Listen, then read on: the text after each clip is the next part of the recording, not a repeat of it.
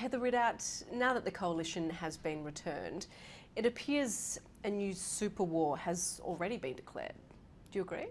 Look, I don't think so. I think the tone of some of the comments from the new Parliamentary Secretary for Super, I think the desire of the industry is to play the long game, which super is. So I hope we can frame the sorts of discussions we should have about super performance, default membership arrangements, all these things in a non-ideological kind of context, and really play the long game for the members of super funds. And I'm optimistic we can do that.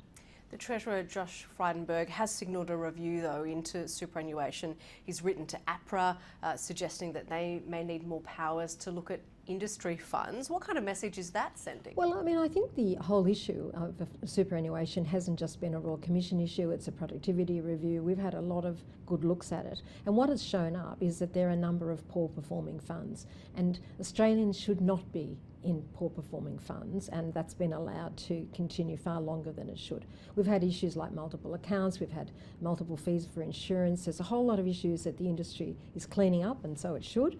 And I think that the issues that that the Minister is concerned about, he's quite right to be concerned about it.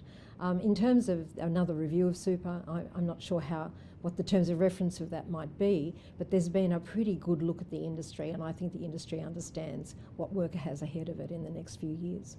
You mentioned the Royal Commission, the Productivity Commission review, focusing on industry funds. It seems, though, that industry funds came out pretty well okay from those reviews. Why is the government, do you think, being so targeted? Well, look, I think the industry funds, I mean, really the industry funds came out of it all right, but there are some poor performing industry funds, as there are a lot of poor performing retail funds. But I think we should just look at the industry as a whole. We've got a workforce of 13, 14 million people. Most of them are in super. They should be in good performing funds. And there's hundreds of thousands of dollars worth of difference for people over their working lives between being in a top decile fund in today's terms and a bottom decile fund. And we should be doing something about that. And the government is quite right to be concerned about it. But I don't think we should have hubris on the side of the industry funds, although they did come out of the Royal Commission and the model has been proven to be a good one. The profits go to members, lack of conflict, straight through to, it's the sole purpose test. It's all been pretty well reinforced, but it doesn't mean there aren't good retail funds either.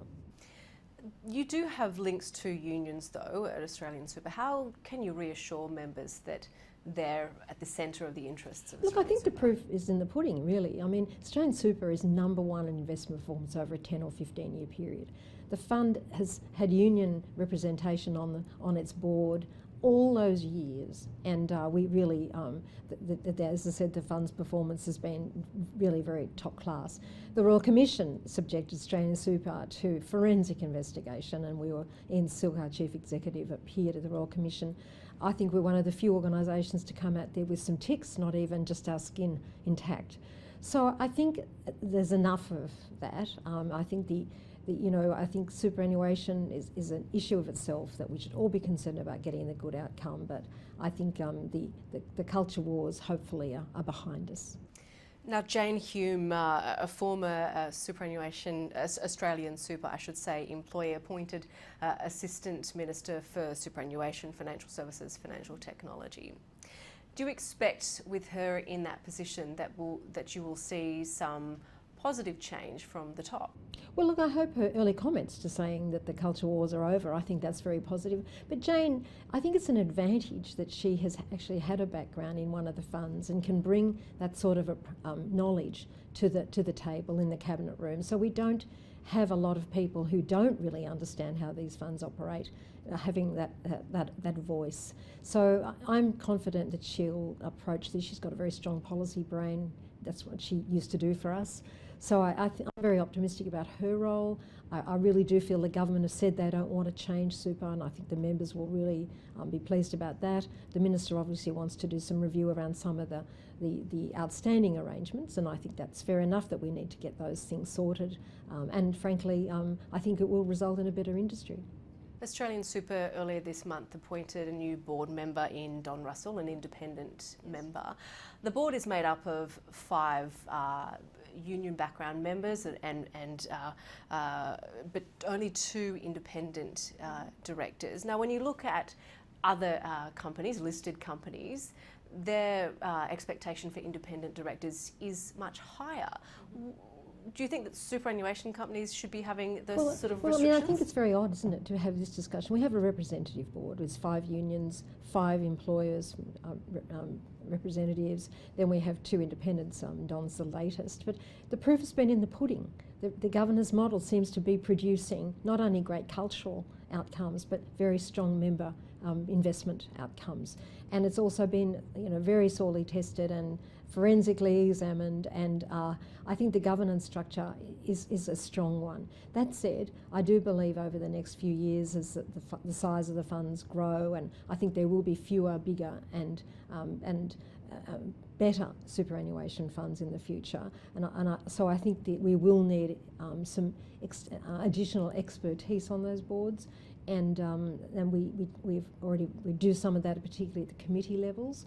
But I suspect it's really about skills and experience required to manage a fund with 2 million plus members and 160 growing to 300 billion under management in 5 years' time.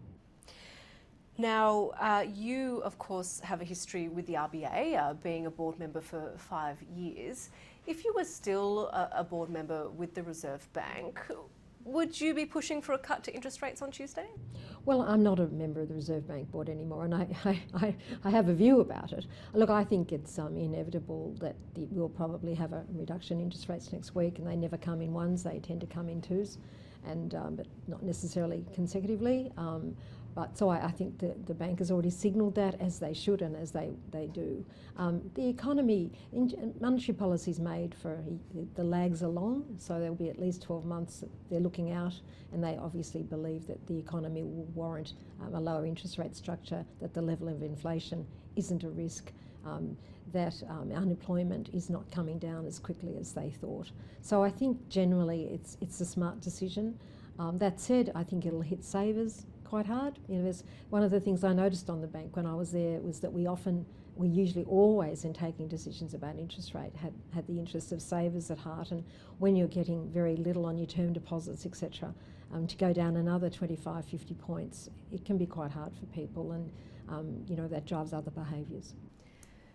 Some banks, I'm thinking Westpac, for example, believe that there will be even more than 2 cuts, perhaps 3, even 4. JP Morgan suggesting 4 in the next 12 months.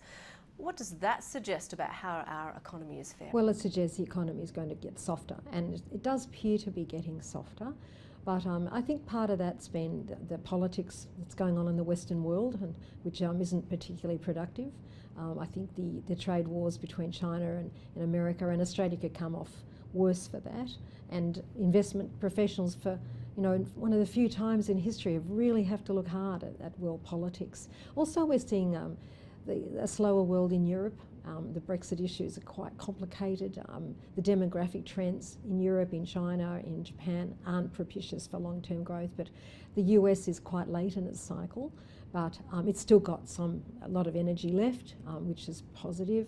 The Chinese will and are stimulating their economy. That will be good for Australia. So there's some upsides, but I think generally the outlook is softer, and our dollar is going to obviously help that as well. But interest rates at 50 points, I can't quite imagine it.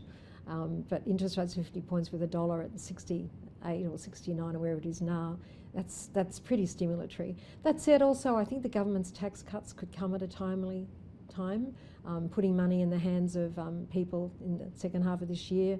It sounds like, go early, go households, Ken Henry's expression. That will not be unhelpful to the economy, just as Donald Trump's tax changes were very helpful to the American economy last year. But that can't be a sugar hit. We need to start to put down, and really put down over the next few years, the markers and the foundations of higher productivity and a stronger economy. We cannot just drift as we have for the last 7, 8 years. And we could do that when China was going gangbusters, but when the world's a more uncertain, volatile place, that's not an option.